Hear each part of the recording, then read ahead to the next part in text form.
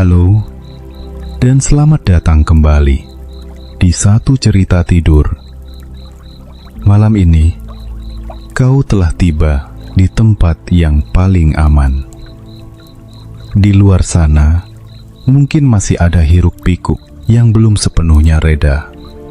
Mungkin pikiranmu masih membawa beberapa lembar hari yang berat, atau mungkin hari ini terasa ringan, dan kau hanya ingin menutupnya dengan sesuatu yang hangat. Apapun yang kau bawa malam ini, letakkanlah sejenak di sudut ruangan. Tidak akan kemana-mana. Besok pagi, kau masih bisa mengambilnya kembali jika perlu. Tapi malam ini, kita akan pergi ke sebuah tempat yang hanya bisa dikunjungi di antara tidur dan terjaga. Sebuah perpustakaan yang tidak ada di peta manapun. Malam ini, kita akan belajar tentang sesuatu yang mungkin pernah kau tanyakan dalam sunyi. Pernahkah kau bertanya-tanya, bagaimana rasanya jika kau memilih jalan yang berbeda dulu? Jika kau berbelok ke kiri, bukan ke kanan. Jika kau berkata iya, ketika dulu kau berkata tidak. Kisah malam ini bicara tentang seorang perempuan yang diberi kesempatan untuk menjawab semua pertanyaan itu. Dan apa yang ia temukan bukan jawaban yang ia bayangkan, melainkan sesuatu yang jauh lebih dalam. Sebuah kebenaran sederhana tentang hidup, tentang penyesalan, dan tentang mengapa hidup yang kau miliki sekarang mungkin adalah hadiah yang paling berharga. Sebelum kita melangkah ke dalam perpustakaan itu, mari kita siapkan dirimu terlebih dahulu. Aturlah posisimu, biarkan tubuhmu menemukan caranya sendiri untuk merasa nyaman. Entah kau berbaring telentang atau sedikit miring ke satu sisi. Rasakan bagaimana kasur atau sofamu menyambut berat tubuhmu. Ada kehangatan di sana, seperti pelukan yang tidak bersuara. Sekarang, perhatikan bahumu. Seringkali bahu menyimpan banyak hal yang tidak kita sadari. Biarkan mereka turun, perlahan, sedikit demi sedikit. Dan lehermu, bebaskan dari ketegangannya. Seperti melepas tas berat yang sudah kau bawa seharian. Tarik napas dalam-dalam sekarang. Perlahan, biarkan udara malam masuk, mengisi dadamu hingga penuh. Dan hembuskan, pelan-pelan, tidak perlu terburu-buru. Dengan setiap hembusan napas, rasakan tubuhmu semakin berat, semakin tenggelam ke dalam hangatnya tempat tidurmu. Kau aman di sini. Kau boleh beristirahat. Bayangkan sebuah malam yang sangat sunyi. Bukan sunyi yang menakutkan, melainkan sunyi yang bersih, seperti halaman buku yang belum tersentuh. Di suatu tempat antara tidur dan terjaga, ada sebuah bangunan. Tidak terlalu besar, tidak terlalu kecil. Dari luar, cahayanya temaram, seperti lentera yang menyimpan rahasianya sendiri. Kau mendekatinya. Pintu kayunya tua, dengan ukiran halus yang hampir tak terlihat. Ketika kau menyentuh gagangnya, terasa dingin di jarimu. seperti logam yang sudah menyimpan udara malam berabad-abad lamanya. Pintu itu terbuka, dan di dalamnya ada rak-rak buku yang membentang ke segala arah. Ke atas, ke samping, jauh ke kedalaman ruangan yang seperti tidak berujung. Aromanya, kau pasti tahu aroma itu. Kertas tua yang hangat, sedikit kayu, sedikit debu yang manis. Seperti aroma kakek atau nenekmu, atau seperti toko buku antik di sudut jalan yang hanya kau temukan sekali dan tidak pernah bisa kau temukan lagi. Lampu-lampu kecil bergantung di langit-langit, bersinar dengan cahaya kehijauan yang lembut, seperti bintang-bintang yang memutuskan untuk tinggal di dalam ruangan. Dan di tengah semuanya, ada sebuah meja besar. Di belakang meja itu, duduk seorang perempuan dengan rambut abu-abu dan mata yang seperti menyimpan semua musim. Ia menatapmu dan tersenyum, seolah ia sudah menunggumu sejak lama sekali. Perempuan yang duduk di balik meja itu bukan kau. Ia bernama Norasid, 35 tahun. Rambut hitam yang mulai kusut, mata yang lelah, dan hati yang sudah sangat lama merasa kehilangan arahnya. Malam itu, Nora tiba di perpustakaan ini bukan karena ia mencari buku. Ia tiba di sini karena ia sudah menyerah. Hidupnya di Bedford, kota kecil di Inggris yang dingin, terasa seperti serangkaian pintu yang menutup satu persatu. Pekerjaan di toko musik yang baru saja berakhir. Hubungan yang pernah tampak menjanjikan, kini hanya menjadi kenangan. Kucing kesayangannya, Voltaire, yang baru saja pergi untuk selamanya. Dan di tengah malam yang paling panjang dalam hidupnya, Nora sampai pada satu kesimpulan yang menyedihkan, bahwa tidak ada yang akan merindukan keberadaannya. Tapi kemudian, ia membuka mata, dan ia berada di sini, di perpustakaan ini, di antara cahaya kehijau-hijauan dan aroma kertas tua. "Selamat datang, Nora," kata sebuah suara.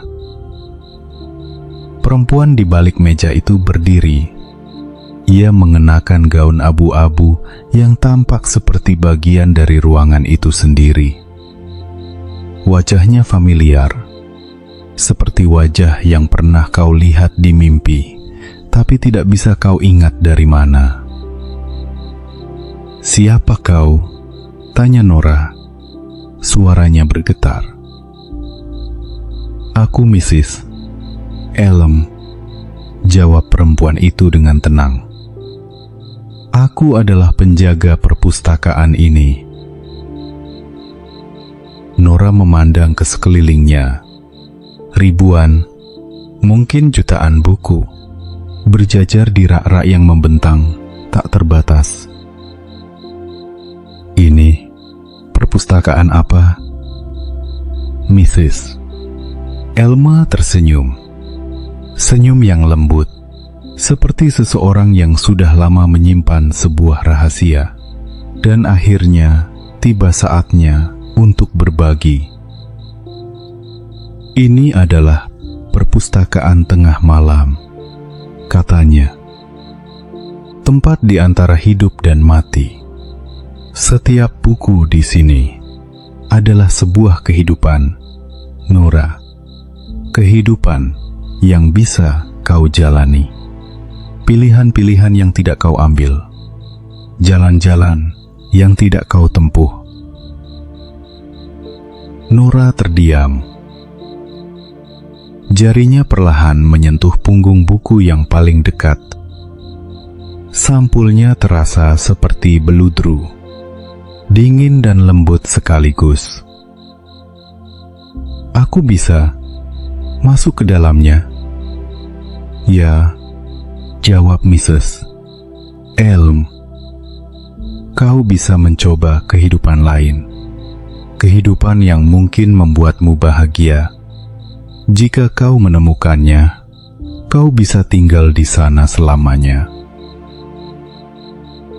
Nora menatap rak-rak buku itu. Di suatu tempat di antara semua itu, ada kehidupan di mana ia tidak merasa seperti ini. Kehidupan di mana semuanya berjalan dengan benar. Ia mengambil satu buku dan membukanya. Buku pertama yang ia buka membawanya ke sebuah tepi laut. Angin asin menerpa wajahnya, pasir putih yang dingin di bawah telapak kakinya. Dan di depannya ada sebidang tanah hijau dengan sebuah rumah kecil berwarna putih, dengan jendela-jendela yang menghadap ke laut. Di kehidupan ini, Nora menjadi seorang ahli glasiologi, peneliti es di Kanada. Ia memilih sains daripada musik, dan karirnya membawanya ke tempat-tempat yang indah di ujung-ujung bumi yang dingin. Ia berjalan ke dalam rumah itu. Semua terasa asing, tapi juga somehow familiar, seperti sebuah bahasa yang pernah kau pelajari, tapi sudah lama tidak kau gunakan. Di dinding ada foto-foto. Nora yang lebih muda berdiri di atas gletser yang membentang putih ke cakrawala. Nora bersama rekan-rekan peneliti, semua tersenyum. Semua tampak bahagia. Tapi ketika ia duduk di kursi dekat jendela, menatap laut yang berkabut, ada sesuatu yang kurang. Kesepian. Bukan kesepian yang bising, bukan pula yang dramatis.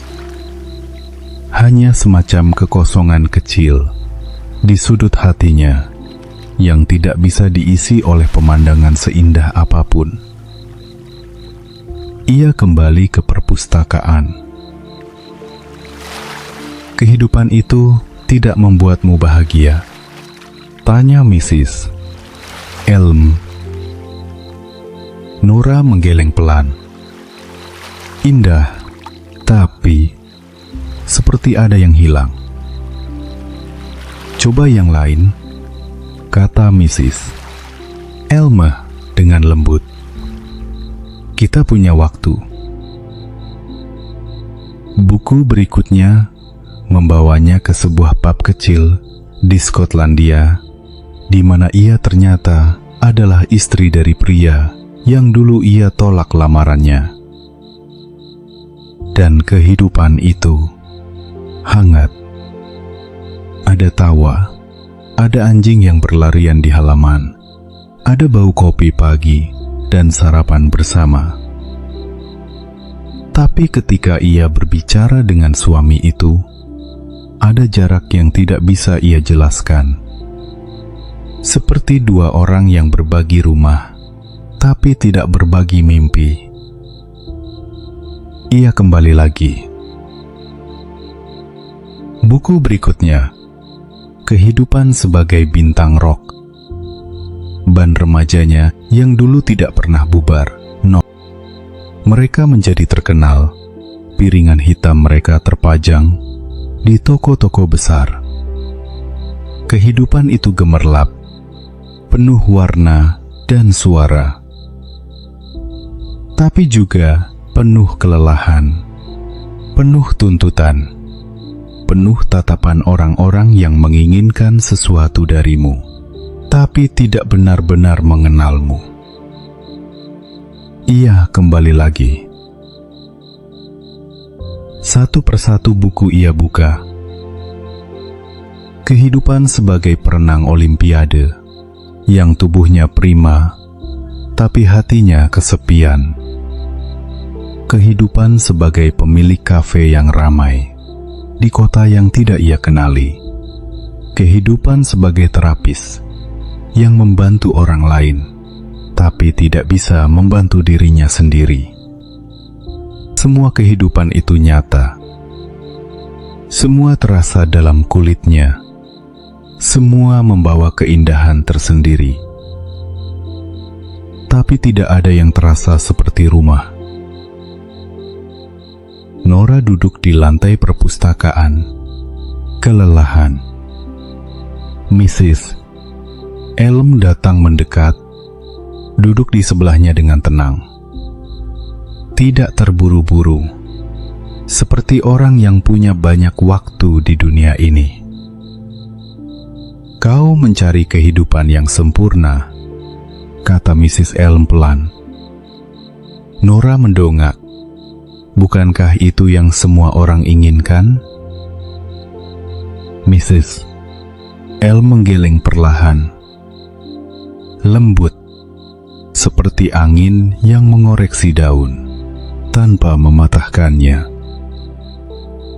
Yang kau cari bukan kesempurnaan, Nora. Yang kau cari adalah alasan untuk tetap ada.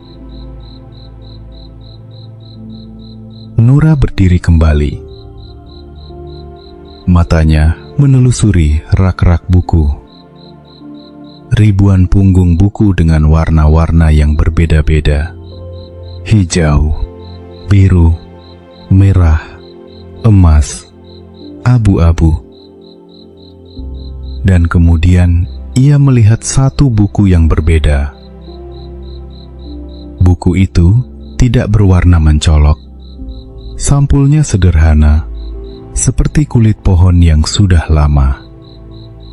Tidak ada judul di punggungnya, hanya sebuah tekstur, kasar dan hangat sekaligus.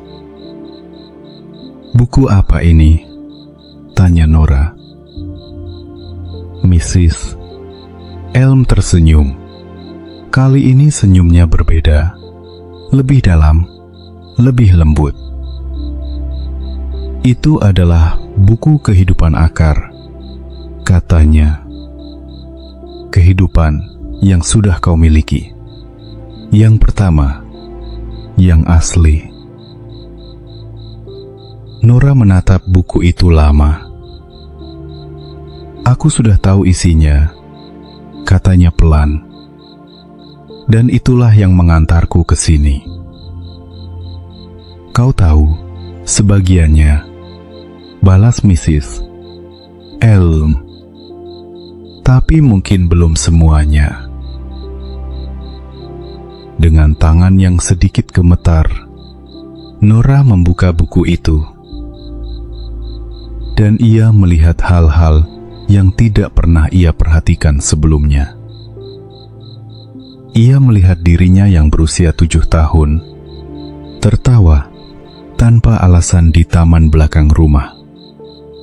Ia melihat percakapan kecil bersama ibunya. Di dapur, aroma bawang goreng dan nasi yang hangat. Ia melihat sahabatnya, Izzy, yang matanya berbinar setiap kali Nora menceritakan lelucon yang tidak lucu. Tetap berbinar, selalu berbinar. Ia melihat momen-momen kecil yang tidak pernah ia hitung. Secangkir teh di sore hujan, buku yang mengubah cara pandangnya, lagu yang tepat di saat yang tepat, sebuah senyum dari orang asing di jalan yang entah kenapa terasa seperti tanda.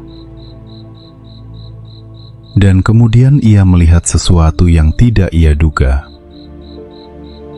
ia melihat dirinya sendiri di dalam buku itu sedang dibutuhkan. Seorang murid yang ia ajar, yang kemudian tidak pernah berhenti mencintai musik. Seorang teman di toko buku yang mengingat satu rekomendasi Nora dan menjadikannya buku favoritnya seumur hidup. Seekor kucing kecil yang setiap hari menunggu di depan pintu hanya untuk duduk di sampingnya. Aku tidak menyadari ini semua, bisik Nora.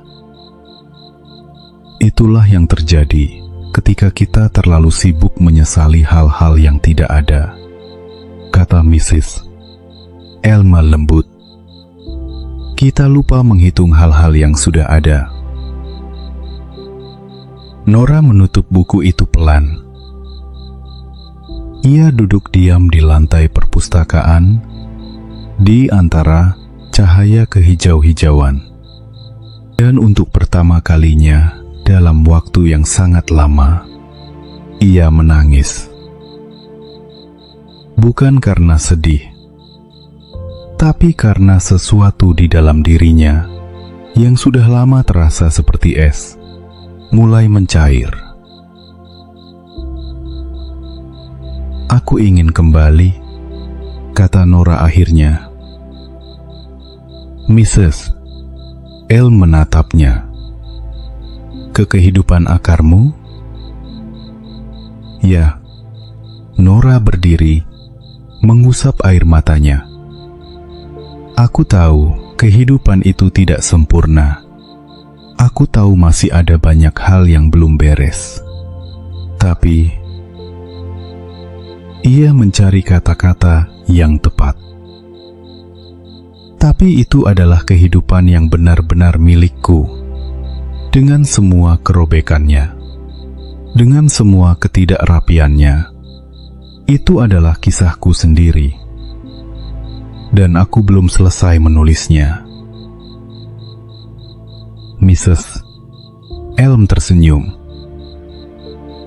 Kali ini senyumnya berbeda lagi, lebih hangat. Seperti seseorang yang melihat muridnya akhirnya memahami sesuatu yang sudah lama ingin ia ajarkan. Itulah yang selalu ingin ku dengar, katanya pelan. Perpustakaan itu mulai berubah.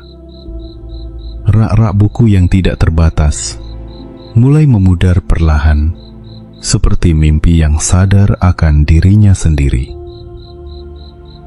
Cahaya kehijau-hijauan menjadi lebih terang, kemudian lebih putih, kemudian menjadi cahaya yang biasa. Aroma kertas lama berganti dengan aroma udara pagi yang sejuk. Dan di suatu tempat jauh, ada suara burung yang mulai bernyanyi. Nora membuka mata. Dan untuk pertama kalinya dalam waktu yang sangat lama, ia menarik napas dan merasakannya. Benar-benar merasakannya. Kisah Nora Sid mengajarkan sesuatu yang sederhana, tapi seringkali paling sulit untuk kita ingat. Bahwa di balik semua, bagaimana jika dan andai saja yang kita simpan, ada kehidupan nyata yang sedang berjalan. Kehidupan yang penuh dengan momen-momen kecil, yang tidak selalu terasa penting, tapi perlahan-lahan membentuk siapa kita. Penyesalan itu wajar. Setiap orang pernah berdiri di persimpangan dan bertanya-tanya apakah jalan yang lain lebih baik. Tapi yang perlu kita ingat, pilihan yang tidak kita ambil tidak pernah benar-benar bisa kita ketahui seluruh warnanya. Setiap kehidupan, bagaimanapun rupanya, membawa bahagianya sendiri. sekaligus kesedihannya sendiri. Yang membuat hidup bermakna bukan karena ia sempurna.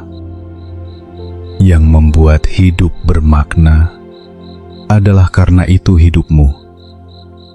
Dengan semua kerobekannya, dengan semua ketidakrapiannya, dengan semua kejutan kecil yang belum sempat terjadi. Mungkin malam ini, sebelum kau tertidur, ada baiknya kau mengingat satu hal kecil dari harimu yang tadi. Satu momen saja, secangkir teh yang terasa pas, marah seseorang yang tersenyum padamu, atau sekadar napas yang mengalir masuk dan keluar dengan sempurna.